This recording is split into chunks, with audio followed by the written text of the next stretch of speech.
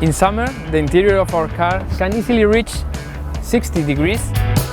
One of the most common mistakes we make is to turn on the air conditioning full blast as soon as we get in. It's better to first lower the windows and let the car cool down naturally.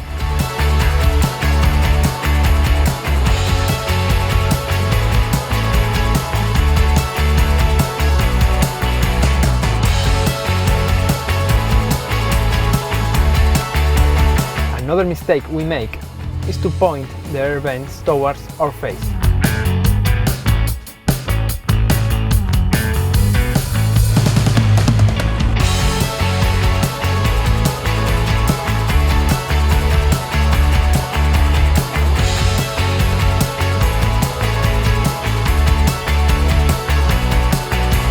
By parking in a shady spot and with this simple gesture, we can prevent the inside of the car from getting excessively hot.